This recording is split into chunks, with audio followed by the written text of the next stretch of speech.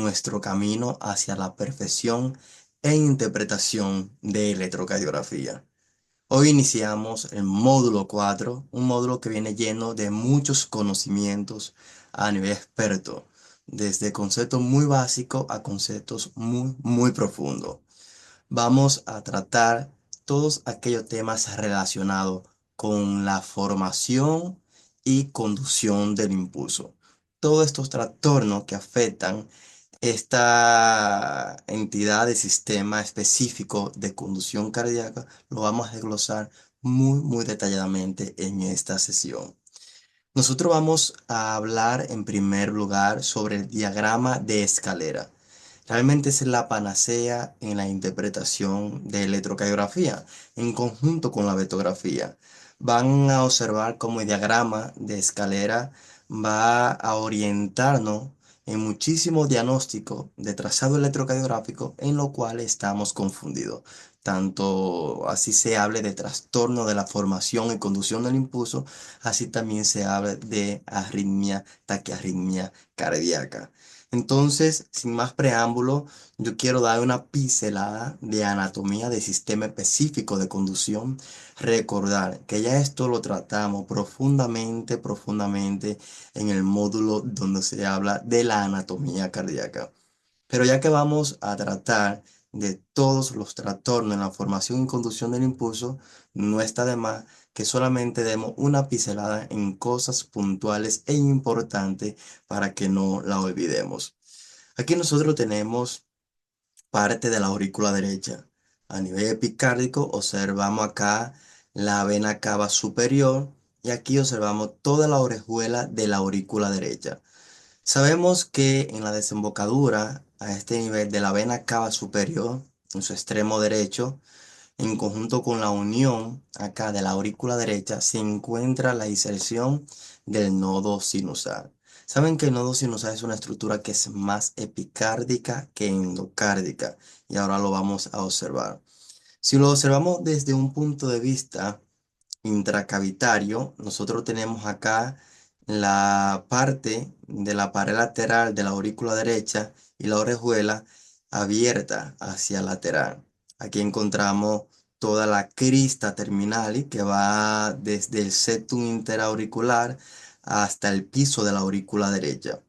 Cuando nosotros unimos o dividimos estas cristas terminales en tres secciones iguales, en la unión de las dos inferiores con la superior se encuentra el punto anatómico endocárdico del nodo sinoatrial, que es esta zona que está acá. Saben que el nodo sinoatrial no es una imagen que es nodular, como hablan, que se nota o se percibe como si fuese redonda, y es más como una hélice, como podemos ver acá. Nosotros tenemos aquí en el interior la arteria del nodo sinoatrial y luego tenemos toda esta estructura que contiene células principales y transicionales del nodo sinoatrial con extensión hacia la vena cava superior, con extensión hacia la parte inferior de la crista terminal. Como pueden ver acá, nosotros tenemos el epicardio y en el epicardio miren cómo se pronuncia el nodo sinoatrial, más epicárdico que endocárdico. Aquí en otra vista podemos ver que el nodo sinoatrial es más epicárdico que endocárdico y aquí observando cómo penetra también una gran porción de hacia la vena cava superior. Es importante notar acá que cuando se forma el impulso en el nodo sinoatrial, en las células principales, tiene también que pasar para poder conectar con el miocito auricular a través de unas células transicionales.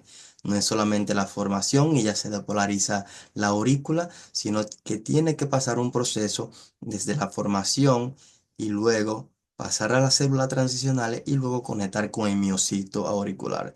Es importante que desde ahora entendamos esto para cuando nosotros abordemos el tema de bloqueos sinoatriales.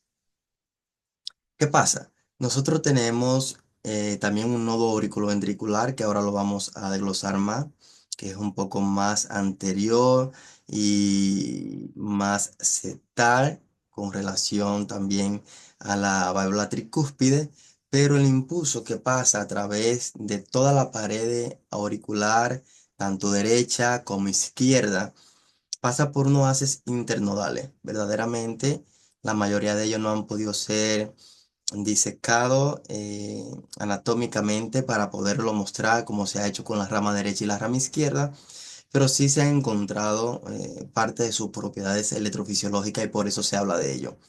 Nosotros tenemos un asque anterior, uno también que es medio, que se le conoce como de Weckenbach, y uno que es posterior, que se le conoce como de Tourette, que conectan toda esta despolarización desde el nodo sinoatrial hacia el nodo auriculoventricular.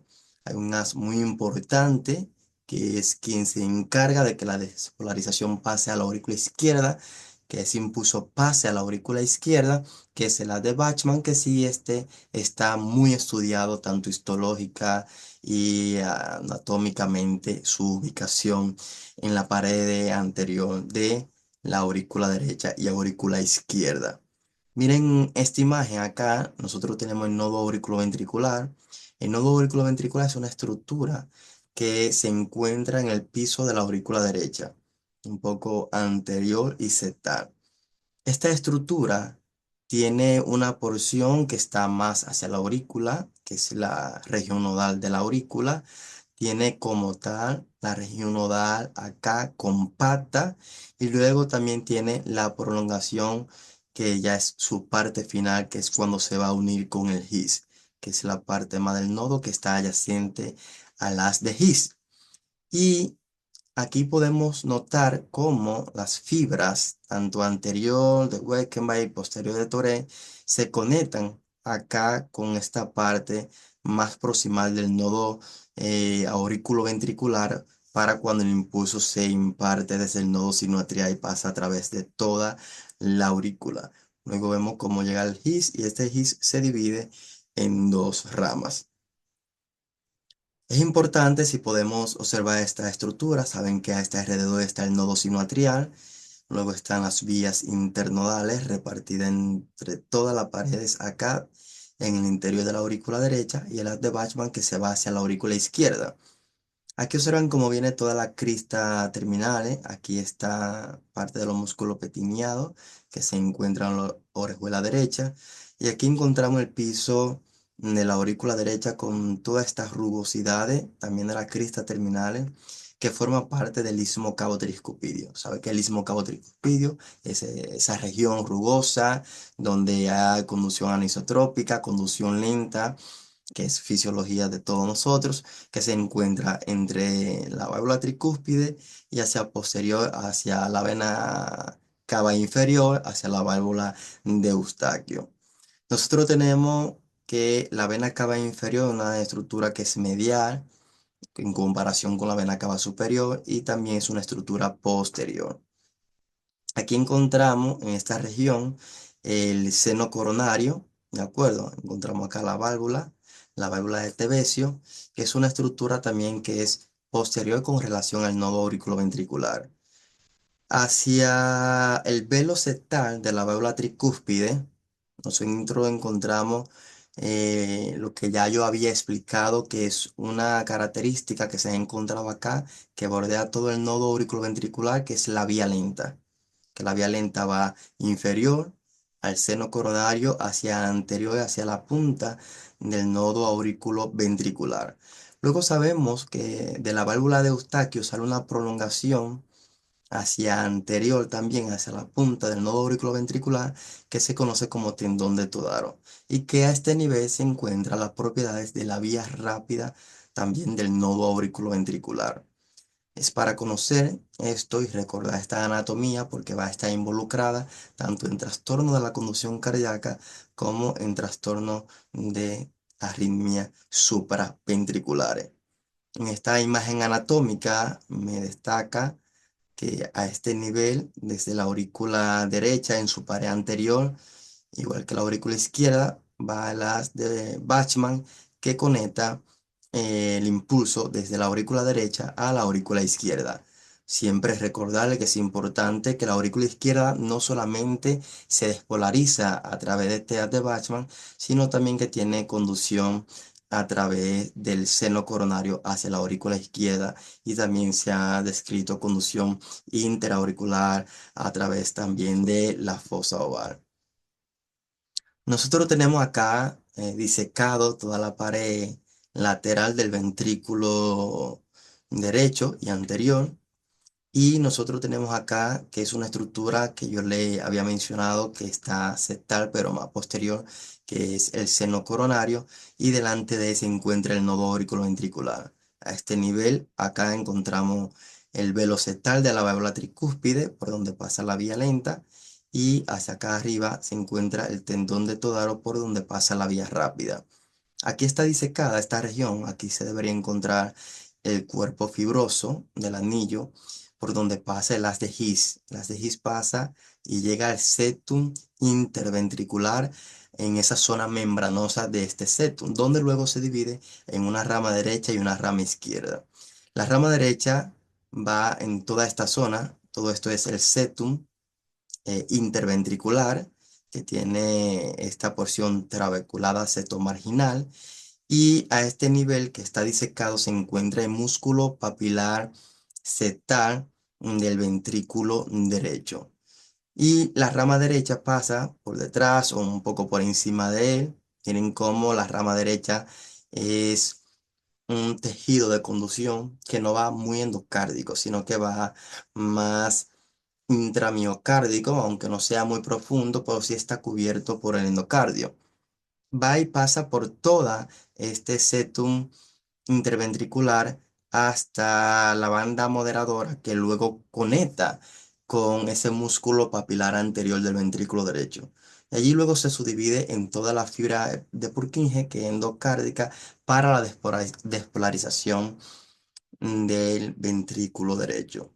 La rama izquierda, que luego pasa desde las de His en septum membranoso interventricular, entre la válvula semilunares, recordad que en la aorta 3, que hay una derecha, una izquierda y una posterior que es no coronariana, pero entre esa no coronariana y la derecha pasa al ventrículo izquierdo la rama izquierda. La rama izquierda, a diferencia de la rama derecha, recordad que es muy ancha y es corta, su recorrido como tal, hablándose de la rama izquierda. Pero luego esta se subdivide comúnmente en tres fascículos que nosotros también podemos observarlo acá disecado. Es un fascículo anterior, que es este que está acá. Este fascículo anterior, los tres fascículos, entender que todos están pegados al septum interventricular. Este fascículo anterior, que tiene un recorrido superior en el septum interventricular, pero desde el punto de vista izquierdo ahora, y que llega a la base de este músculo, que es el músculo papilar anterolateral del ventrículo izquierdo. Y allí luego se subdivide en la fibra de Purkinje. Luego tenemos este fascículo septal posterior, posteromedial, que va hacia la base de ese músculo papilar posteromedial y también luego se subdivide en la fibra de Purkinje. Luego tenemos acá un fascículo septal, que este ya nosotros hemos hablado de él, que tiene un trayecto corto, se divide inmediatamente en la fibra de Purkinje y esto le da la capacidad de que el septum interventricular se depolarice de izquierda a derecha. Recuerda que la rama derecha luego llega muy lejos al músculo papilar anterior y allí comienza a dar su despolarización, pero este fascículo septal permite que se despolarice más rápido el septum interventricular y que gane su vector para ir de izquierda a derecha. Pero es importante entender que a nosotros siempre se nos enseñaba que solamente había un fascículo anterior y uno inferior, y aquí yo le hablo de tres, que es lo comúnmente encontrar, pero entender que hay otro tipo de subdivisiones de fascículos y esto es interindividual. Cada persona puede ser diferente, como encontrar un tipo 1 donde el fascículo anterior está solo, pero luego en la región proximal está unido el septal y el posterior, al igual que luego puede estar en esta morfología y se pueden unir, se pueden fusionar o se pueden dividir. Ya esto lo hablamos bien en la parte de anatomía, pero es importante siempre recordar que esto puede variar entre personas.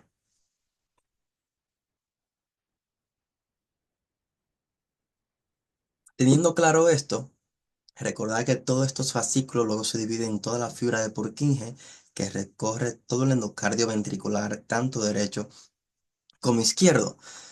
Aquí yo le muestro ya toda esta unión en el sistema de conducción cardíaco y todo esto luego tiene su potencial de acción cada uno, que ya lo hemos discutido, y también tiene su parte dentro de una derivación del electrocardiograma. Si nosotros observamos acá, tenemos la derivación de 2 que tiene esta porción que es la onda P, luego tiene esta porción que es un segmento, que es segmento PR o segmento PQ, y luego acá inicia el QRS.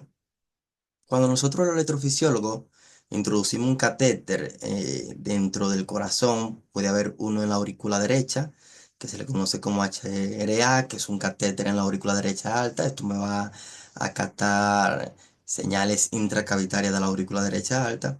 Pero también podemos poner un catéter en la región de His como tal. Y en la región de His podemos captar una aurícula que recordar que en esa región de His o nodo auriculoventricular tiene una porción que es más auricular, una que es más del nodo compacto y una que es más de His. Y nosotros podemos tener esto, que es lo que llega a esa porción proximal del His, del nodo, que es la señal auricular. Luego podemos tener la señal propia del His, que es esta que está acá. Y luego podemos tener la señal propia de la despolarización ventricular por la fibra de Purkinje. Para entenderlo mejor, si observamos esta imagen, acá nosotros tenemos una derivación total del electrocardiograma. Tenemos una porción que nunca la vamos a distinguir en un electrocardiograma que está antes de la onda P. Nunca por un electrocardiograma vamos a saber cuándo inicia en la formación del impulso en el nodo sinoatrial. Aquí, por ejemplo, está la formación del impulso del nodo sinoatrial, que recuerda que luego pasa por las células transicionales hasta que llega a las auriculares, y a este nivel es que se produce luego la despolarización de la aurícula derecha e izquierda y se forma la onda P.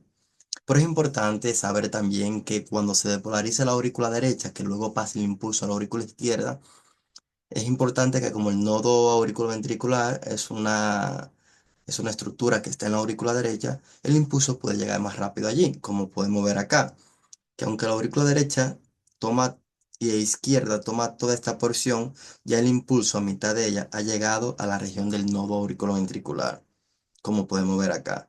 Ya a la mitad de la onda P, el impulso también ha llegado al nodo auriculoventricular mientras se termina de despolarizar la aurícula izquierda.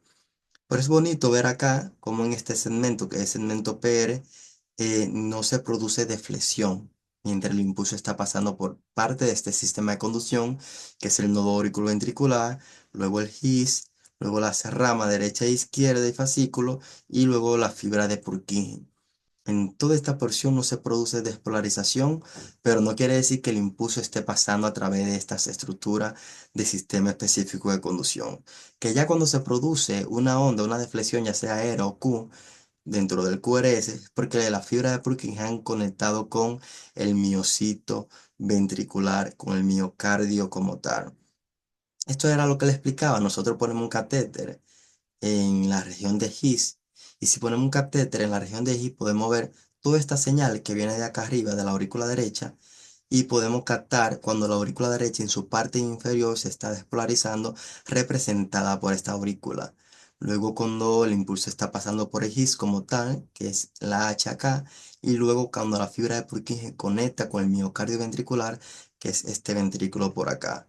Yo no quiero que se aprendan esto, pero sí que lo comprendan en sentido de que nosotros vamos a hablar de bloqueos auriculoventriculares que tienen que ver un primer grado para entender que yo puedo tener un retraso entre la aurícula y entre el nodo y que esa prolongación del intervalo PR esté dentro de todas estas estructuras que se encuentran entre la aurícula y el gis. Pero también si tengo un retraso en una rama o un fascículo, esto me puede prolongar el intervalo PR, aunque se encuentre después del GIS, porque recordar que todas estas estructuras están introducidas o se encuentran dentro del intervalo PR. Recordar esto, así de esta manera. Si pueden ver todas estas señales dentro de la aurícula, que pasa por el nodo auriculoventricular, que pasa por las ramas, fascículo y Purkinje, se encuentran dentro del PR. Cuando nosotros entendemos esto, nosotros podemos captar que puede haber un bloqueo AV de primer grado y no quiere decir que esto sea porque el retraso solamente esté en el nodo auriculoventricular. Un retraso en las ramas o fascículos también puede prolongar el intervalo PR porque se encuentra dentro de este intervalo toda esta porción del sistema específico de conducción. Realmente esto es un nombre que luego cuando hablemos de este tema yo se lo voy a aclarar. Nosotros hablamos de bloqueo AV porque ya está internacionalmente aceptado, pero más que bloqueo es un retraso que se da dentro de la conducción, el sistema de conducción de este intervalo. Diagrama de escalera. Disculpen que vea mucha agua, pero hay que mantener la garganta limpia para poder desarrollarnos bien. Dentro de los trastornos en la formación y conducción del impulso, todo esto que estamos hablando es para tener mejor conocimiento de todo lo que vamos a desarrollar a partir en lo adelante. Vamos a hablar de diagrama de escalera.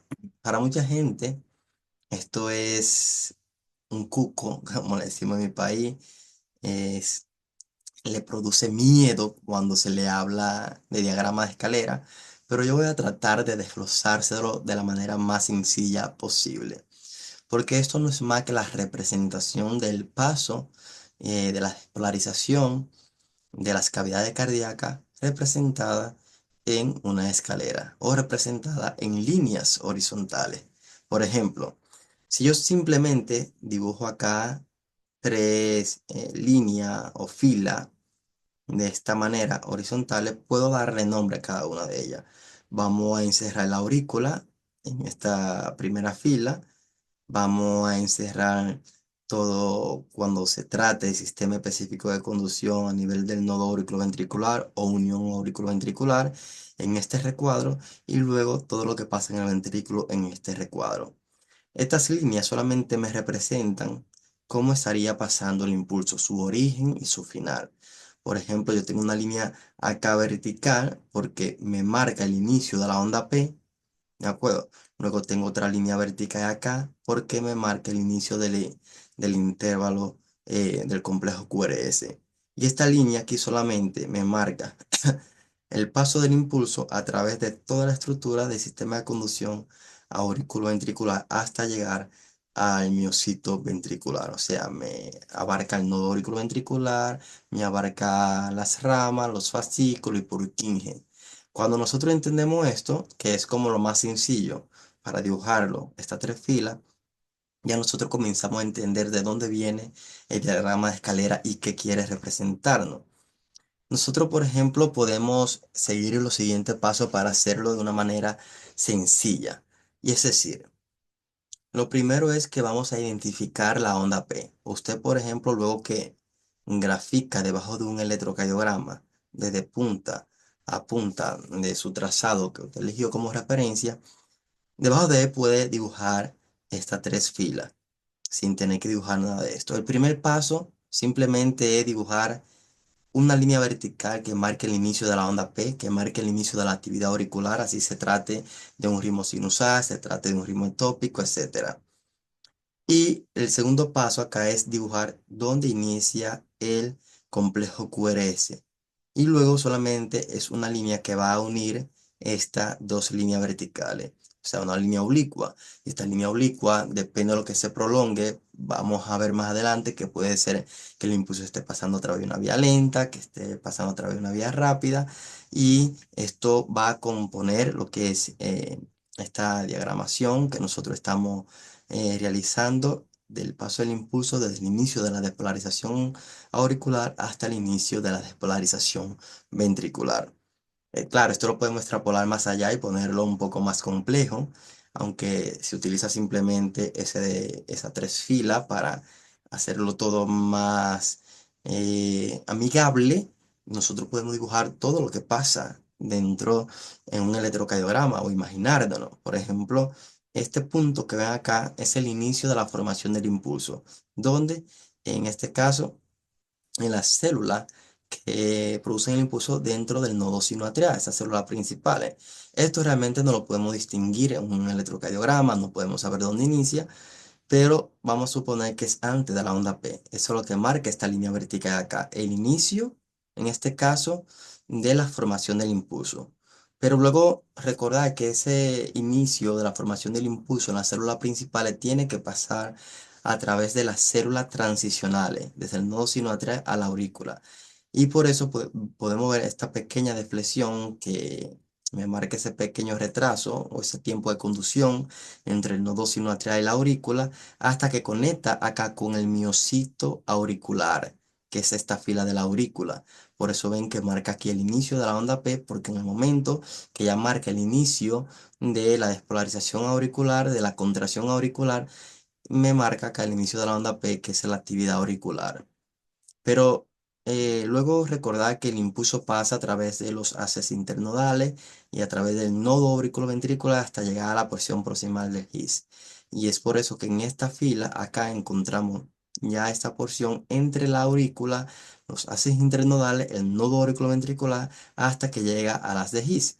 Por eso todo va como en una escalera, siempre avanzando un poco más dentro de este intervalo y segmento PR hasta que luego llega también al GIS, que es esta línea vertical acá, y luego del GIS, ¿hacia dónde pasa? Hacia la rama derecha e izquierda, fascículo y Purkinje, y ya cuando en el Purkinje conecta con el miocito ventricular, se produce la contracción ventricular, y esta línea vertical marca luego el inicio del complejo QRS. Podemos hacerlo así de complejo, pero no es la intención, sino simplemente hacer las tres filas, pero para que puedan ver que en un diagrama de escalera podemos graficar o imaginar todo lo que esté pasando en un electrocardiograma de superficie. Cuando nosotros utilizamos el diagrama de escalera, mayormente para poder identificar algunos tipos de trastorno de la conducción cardíaca, pero también algunos trastornos de ritmo cardíaco que pueden orientarnos para un diagnóstico.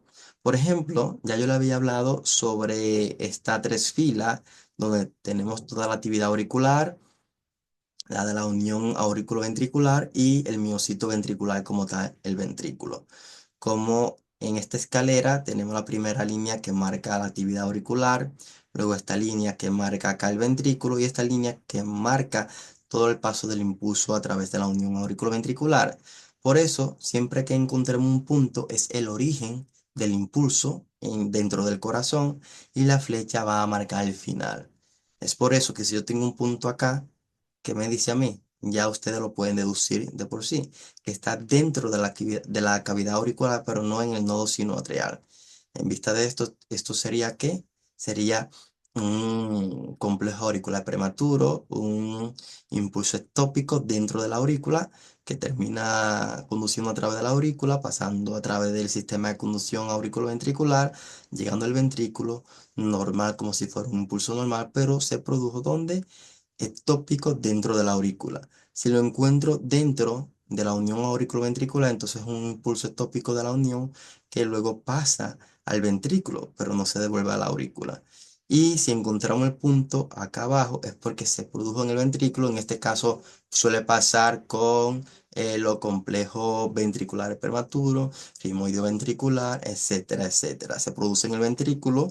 Luego pasa a través retrógradamente de la unión auriculoventricular y también puede despolarizar la aurícula terminando en la aurícula.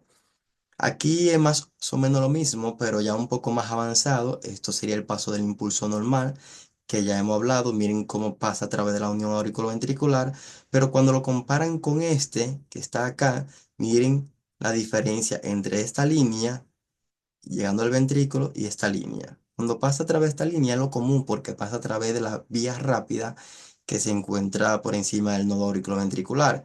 Pero cuando la vía rápida se bloquea y solamente funciona la vía lenta, entonces representa todo este retraso a través de la vía lenta. Bien, pero también puede ser que el impulso sinoatrial pase a la aurícula y se bloquee en el nodo auriculoventricular y no pase, como en los casos de bloqueo auriculoventricular más avanzado que el del primer grado.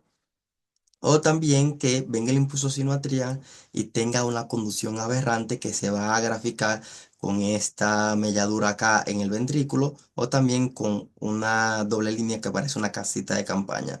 Cuando veamos esto, habla de aberrancia en los ventrículos. O también puede ser con un impulso ventricular con conducción retrógrada, que yo también lo expliqué, en este caso que sí conduce a la aurícula, o un impulso también auricular donde la conducción retrógrada está bloqueada, que pasa muchas veces en impulso ventricular prematuro, donde se bloquea en el nodo auriculoventricular.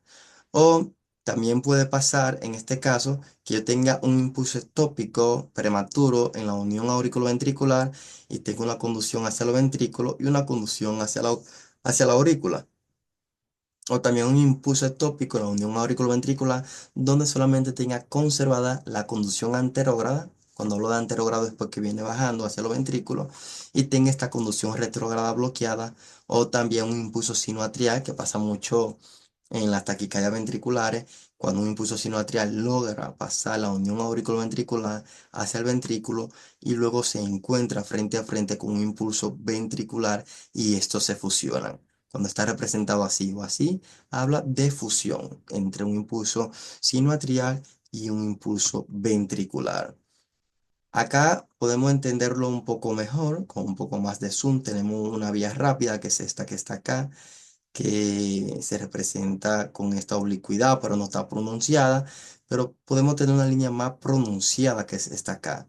Me quiere decir que el impulso está pasando a través de la vía lenta y se bloqueó en esta que es la vía rápida. O cuando tenemos preexcitación, que me quiere decir que todo esto está abolido y el impulso se salta a la unión auriculoventricular para pasar de una vía accesoria y despolarizar directamente el ventrículo. Acá es como comentando lo mismo, pero de otra literatura, donde encontramos un impulso sinoatrial normal, un ritmo etópico auricular aberrante, porque le mencionaba que cuando tenemos esta casita es aberrante, o un impulso auricular que se bloquea en la unión auriculoventricular, o un impulso sinoatrial que desencadena luego una reentrada auriculoventricular, que luego esto lo explicaremos bien cuando hablemos de esta arritmia. Miren acá como tenemos un impulso también prematuro en la unión auriculoventricular, que tiene una conducción más adelantada retrógrada hacia la aurícula y una conducción más retrasada hacia los ventrículos. O también puede ser que es complejo verlo, un impulso de la unión que se fusiona con un impulso sinoatrial acá y pasa a los ventrículos. Y también un impulso prematuro de la unión que tiene conducción retrógrada bloqueada, que eso sí lo podemos ver en el electrocardiograma, y que pasa aberrante a los ventrículos, o también el otro que luego le mencionaré o le mostraré, donde un impulso de la unión se bloquea tanto anterógrado y retrógrado. Por esto es más por deducción, es un poco complejo verlo. O también lo que comúnmente pasa, un impulso ectópico auricular que desencadena porque pasa por la vía lenta hacia los ventrículos y luego por la vía rápida retrógrada, una reentrada intranodal. Acá también puede haber fusión o más bien un impulso sinoatrial y ventricular con conducción cancelada en la unión auriculoventricular, un impulso ventricular prematuro con conducción retrógrada, esta fusión que ya yo la había mostrado entre un impulso sinoatrial y un impulso ventricular, o también puede pasar un impulso ventricular que desencadena una reentrada auriculoventricular, ¿de acuerdo? Ya sea por vía accesoria, ya sea una intranodal. Por ejemplo, si nosotros tenemos un trazado electrocardiográfico en B1, que puede hablarme ya sea de una taquicardia auricular o de un flúter auricular, puede usted, teniendo solamente este trazado, si está todo con conducción fija, hacer su tres fila, marcar la aurícula, la unión auriculoventricular y ventrículo. Lo primero que yo hago siempre es buscar la actividad auricular y poner un punto que sea equivalente a toda la actividad auricular. Y lo segundo que yo hago es marcar simplemente el inicio de cada ventrículo. Y yo solamente tendría la línea vertical del impulso auricular y la vertical del ventrículo. Todo esto estaría vacío. Luego solamente hago es unir la aurícula que sí conduce a los ventrículos. Cuando yo conduzco la aurícula que sí conduce a los ventrículos y termino, solamente me quedan las otras aurículas solas. Como no conducen a los ventrículos, usted tiene que ponerla acá bloqueada en la unión. Y aquí puede decir cuánta conducción hacia los ventrículos hay. Por ejemplo, puede decir que hay conducción 3-1 en este caso conducción 2-1, 2-1, 2-1. Y es manera fácil de poder utilizar el diagrama de escalera. O como en este caso que tengo un ritmo sinusal, miren cómo pasa todo normal al ventrículo, pero hay un impulso prematuro. Un impulso prematuro auricular que usted lo dibuja no en la línea, sino dentro de la aurícula, pero como si condujo al ventrículo, pasa y no prolongó el PR, pasa por la vía rápida al ventrículo. Luego todo continúa normal.